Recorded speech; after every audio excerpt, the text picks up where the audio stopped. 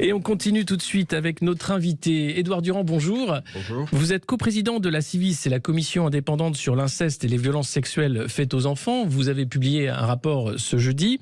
Depuis 2021 que la Civis existe, vous avez reçu 27 000 témoignages de victimes. Et on apprend que seulement 3% des coupables de viol d'enfants sont condamnés aujourd'hui. Vous faites état de 160 000 victimes par an, mineurs, jeunes, et seuls 8% des victimes qui ont été crues et protégées. Ça a été un travail essentiel, nécessaire, de libération de la parole aussi, de faire comprendre qu'on avait un vrai déni social, un vrai déni dans la société. Est-ce que vous pouvez nous dire si aujourd'hui vous avez des garanties que cette mission de la Civis va continuer ou pas, puisqu'elle est censée prendre fin au mois de décembre?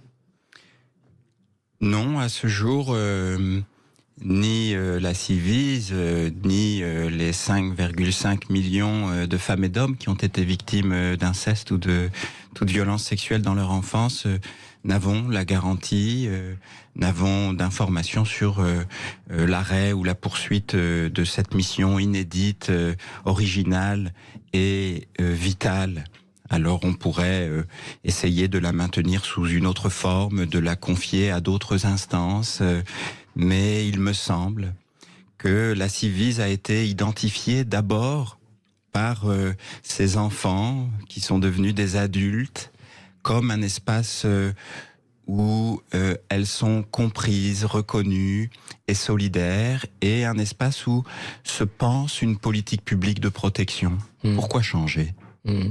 C'est terrible parce que vous expliquez que seulement 8% des victimes ont été crues et protégées, qu'une victime sur deux, même si elle est parfois crue, n'est pas mise en sécurité et ne bénéficie pas de soins. C'est un vrai problème de santé publique, vous le dites, parce que derrière, c'est des vies ravagées pour toute la vie en réalité, et surtout le temps de la prise de parole. C'est-à-dire que quand un enfant prend la parole, c'est rare, c'est difficile, c'est délicat, mais c'est souvent à l'âge adulte, autour de 40 ans, que les victimes d'inceste commencent à parler et à se rendre compte de ce qui s'est passé.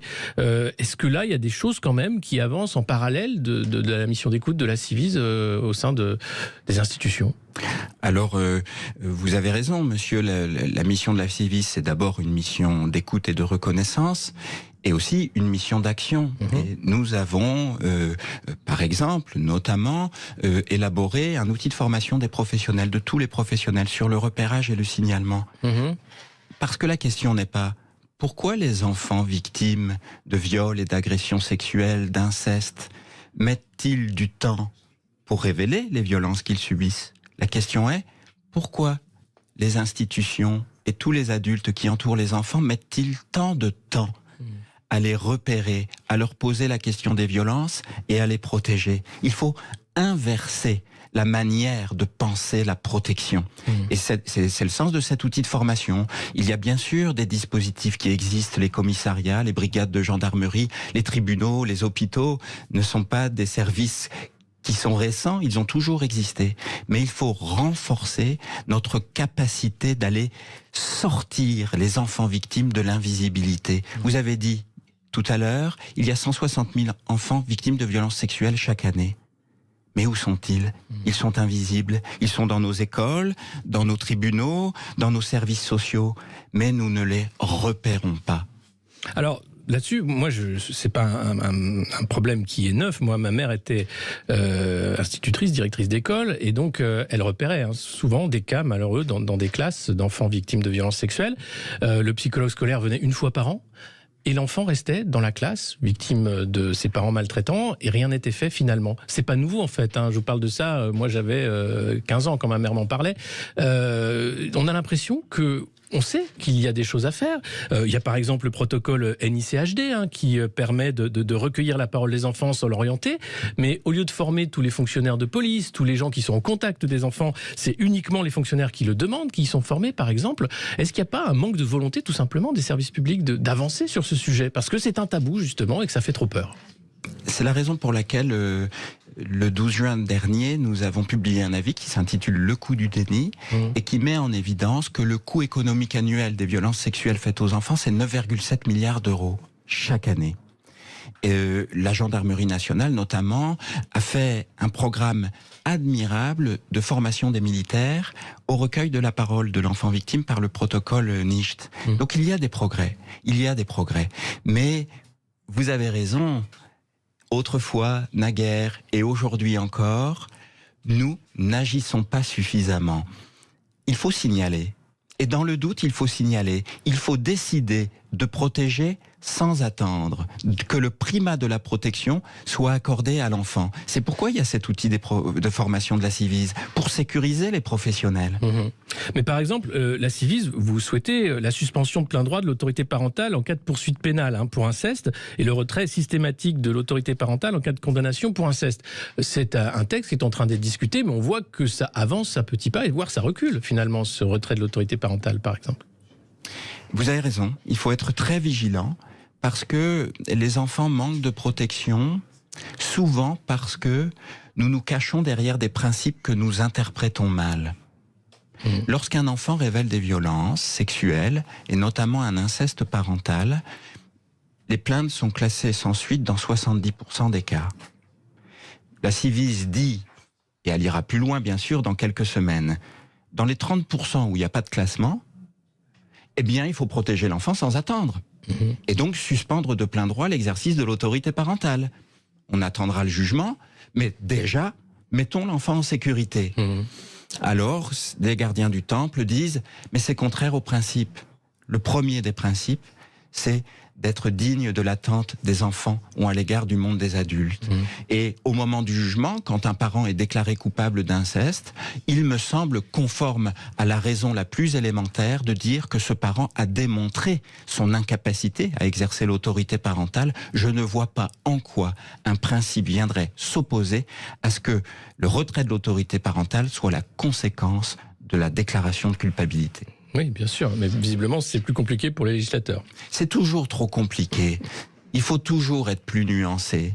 Et c'est pour ça qu'on avance si lentement. Alors la parole se libère, vous avez donné une interview avec Emmanuel Béard qui sort ce documentaire Un silence si bruyant. On reçoit tout à l'heure en plateau, c'est Anne Parillo avec Céline Alonso et André Berkoff qui parle elle aussi de son enfance et de l'inceste. Donc on voit que cette parole se libère. Mais est-ce qu'on n'a pas un problème de société plus profond quand on voit par exemple une blague sur l'inceste qui fait rire tous les commentateurs d'une radio concurrente, hilar sur une blague sur l'inceste d'un auditeur qui appelait lui pour parler de même pas de ce problème-là, c'est eux qui passent à ça, ou Bastien Vives, ce dessinateur qui mettait en bande dessinée des histoires d'inceste et qui était invité comme invité d'honneur à Angoulême. Est-ce que la société française n'a pas un problème avec ça ? Bien sûr. Un problème ancien et très ancré en nous, en chacun de nous. Ce qui m'a conduit à dire, au fond, la société hésite. Veut-elle interdire ou pas que des adultes violent les enfants? Parce que l'inceste et toutes les violences sexuelles faites aux enfants, ça n'est pas nouveau. Ce qui change aujourd'hui, c'est que nous sommes prêts à dire ça existe, c'est vrai, et c'est grave. Le pas qui reste à faire, c'est de protéger chaque enfant au moment où il a besoin de protection. Et là, c'est là que l'hésitation se loge. On dit, est-ce que c'est vrai? Est-ce que c'est pas vrai? Est-ce que c'est si grave? Il faut passer d'une prise de conscience d'un fait général à une prise de conscience de chaque fait particulier. Et ça, cela relève d'une politique publique. Il y a quelques décennies, eh bien, on invitait des personnalités qui se targuaient d'avoir des rapports sexuels sur des enfants. Oui, et c'est une écrivaine comme Denise Bombardier, gloire à elle, qui avait le courage de dire que c'était une honte. Aujourd'hui, on ne le ferait plus. Mais devant chaque enfant qui a l'espoir qu'on le protège, nous sommes encore trop décevants. On continue de parler avec Édouard Durand de la commission indépendante sur l'inceste et les violences sexuelles faites aux enfants. Dans un instant, on se retrouve tout de suite sur Sud Radio. On en parlait, ce mois de septembre, le gouvernement va lancer une campagne pour sensibiliser la population à l'ampleur de l'inceste. Mais en même temps, votre commission, la Civise, risque de disparaître à la fin de l'année. Comment vous expliquez ce « en même temps », encore une fois, incompréhensible pour nous ? Alors, la première chose, c'est que cette campagne nationale publique sur les violences sexuelles faites aux enfants répond à une préconisation de la Civis de mars 2022. Parce que la dernière a eu lieu il y a 20 ans, il est grand temps de dire que c'est un problème collectif public et pas une somme de problèmes individuels, personnels, privés. La seconde chose, c'est que nous avions fait cette proposition dans un ensemble sur le repérage et le signalement, sur le traitement judiciaire, sur le soin, sur la prévention. Parce que une telle campagne va permettre à des enfants victimes de demander de la sécurité, à des adultes protecteurs, à des professionnels de repérer des enfants victimes. Donc, il ne faut pas que toutes les plaintes et tous les signalements qui vont résulter de la campagne se soldent par 70% de classement sans suite. Oui, c'est une promesse, il faut tenir parole, aller vraiment dans la protection réelle. Et oui, c'est une préconisation de la Civis. Je crois que la Civis a été chargée il y a bientôt 3 ans, le 23 janvier 2021, d'une mission inédite, spéciale, au moment où, grâce à la publication de La Familia Grande par Camille Kouchner, la société s'est dit « ça me regarde, je suis concerné, le groupe humain que nous sommes a quelque chose à voir avec les enfants victimes de viols et d'agressions sexuelles. » Et la Civis a tenu cette promesse, qui n'était pas tenue jusqu'alors. Elle a pris une place qui répond à un besoin spécifique et vital pour les adultes et pour les enfants qui sont encore des enfants aujourd'hui, en alliant indissociablement le recueil des témoignages des adultes qui ont été victimes dans l'enfance et la politique de protection des enfants aujourd'hui et demain. À chaque fois qu'une personne vient témoigner à la Civis, elle dit « j'en ai besoin pour moi, parce que je suis un humain digne et que j'ai une parole. Mais je le fais aussi pour que les enfants ne vivent pas ce que moi j'ai vécu. » On ne pourrait pas renvoyer l'espace de témoignage dans le privé. Ce serait à nouveau un anéantissement de leur légitimité. C'est vrai que c'est devenu déjà une organisation reconnue où les victimes vont pouvoir se tourner, prendre la parole. Donc la supprimer serait incompréhensible. Où irait-elle à ce moment-là? Oui, parce que je crois que, et je vous remercie de dire que la Civis est une instance identifiée, reconnue, et si elle l'est, je l'espère, c'est sans doute parce qu'elle a une doctrine claire, une parole claire, qui ne se réfugie pas dans ce que j'appelle les bonnes planques, les principes, les c'est plus compliqué que ça, les mais attention. Non, ces enfants existent. La réalité, c'est qu'ils ne sont pas protégés. Et la Civis est claire sur ça. Justement, parfois ça gêne, mais c'est en même temps sa fierté. Parce que la Civis recueille la parole des adultes qui ont été victimes. Aujourd'hui, les enfants, vers qui ils peuvent se tourner? Comment ça se passe? Est-ce qu'il y a des numéros d'urgence, des alertes? Qu'est-ce qu'on doit dire à un enfant si on soupçonne ou si lui-même dit et veut témoigner? Enfin, comment ça se passe? La première chose qu'il faut avoir présente à l'esprit, c'est que l'enfant est soumis à ce qui s'appelle la stratégie de l'agresseur. Et dans la stratégie de l'agresseur, pour assurer son impunité, il va utiliser plusieurs étapes, notamment imposer le silence et inverser la culpabilité. De sorte que l'enfant victime de viol ou d'agression sexuelle se dit « mais c'est de ma faute » parce que l'agresseur lui dit « tu es ma préférée, je sais que toi tu aimes ça » ou « c'est normal que moi je t'apprenne ces choses des grands ». Il est donc fondamental que l'enfant victime ait la garantie que l'adulte à qui il va révéler les violences va pouvoir le croire, se représenter ce qu'il vit et le mettre en sécurité. Donc, il faut sécuriser les adultes protecteurs. 1. 2, eh bien, quand on a un doute sur la sécurité d'un enfant, on n'attend pas, on appelle le 119, on appelle le commissariat, on appelle les services sociaux. Je le redis, 119, enfance en danger. Mais il faut une doctrine claire.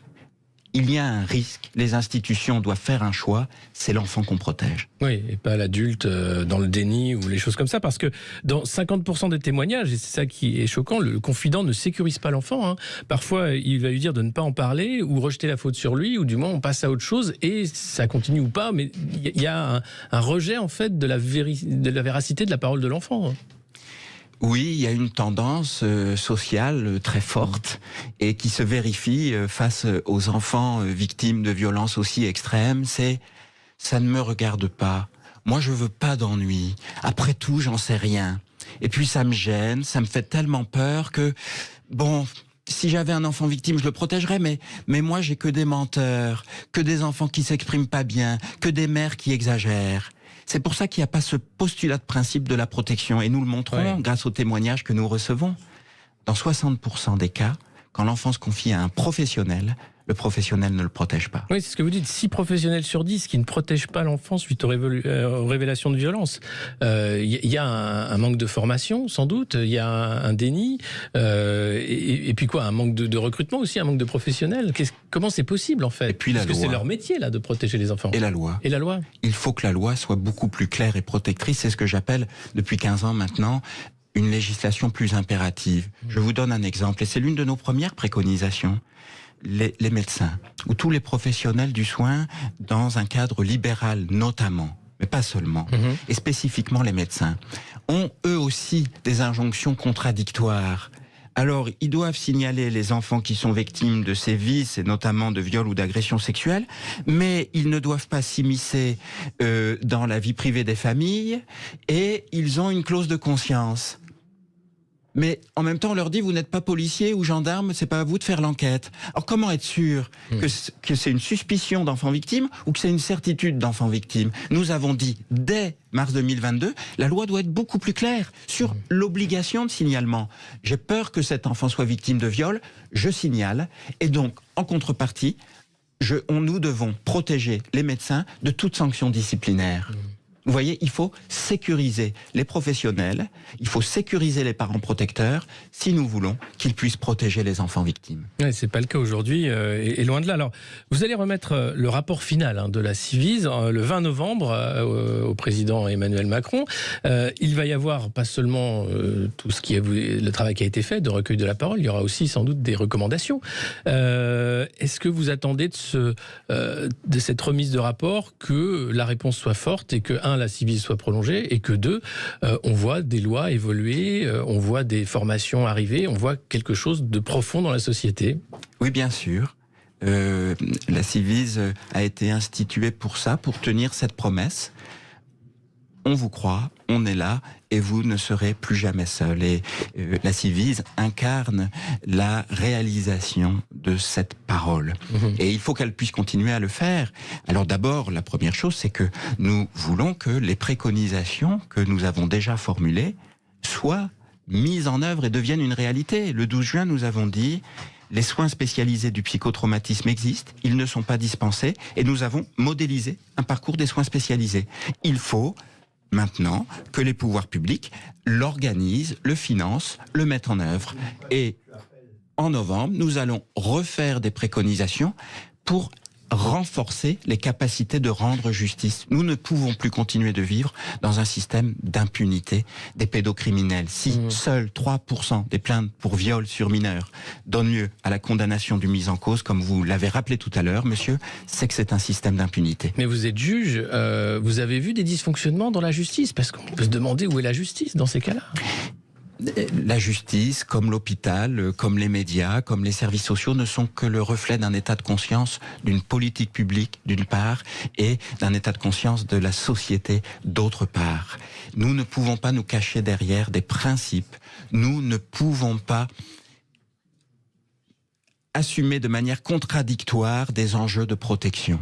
Nous n'avons pas encore fait suffisamment le choix de la protection de l'enfant. La question est, qui voulons-nous protéger? Si ce sont les enfants, il faut que ça se voie. Vous êtes confiant que la Ciivise va continuer ou vous êtes inquiet aujourd'hui? Je suis inquiet et confiant. Okay. Hier, nous avions une réunion publique à Paris, la 25e, depuis que nous avons commencé, comme chaque mois, en France. Il y avait 400 personnes qui étaient là, qui venaient de toute la France. Il y a des gens qui font des centaines de kilomètres pour venir à nos réunions publiques et qui nous disent « Quand viendrez-vous à Mayotte? Quand viendrez-vous à Albi ou à Mulhouse ?» Mais il faut que nous ayons la possibilité de le faire à partir de 2024. Et là, il y a une solidarité magnifique, une dignité exceptionnelle. Une restauration. Quand vous entendez une personne qui, il y a 50 ans, a été victime de viol et qui vous dit, après avoir été auditionné à la Civise, alors j'ai décidé moi aussi que je pouvais être heureuse et je vais reprendre ma vie. Vous vous dites, je ne sais pas si ce sera maintenu, mais ça aura été possible et ça devrait le rester parce que ça répond à un besoin vital de vie ou de mort après l'anéantissement du viol. Il ne faut pas l'anéantissement social d'une parole qui retombe dans le néant du privé. Il faut briser ce silence si bruyant, oui. Merci beaucoup, Édouard Durand, pour Merci, monsieur. votre témoignage, pour le travail également de la Civise. On continue sur Sud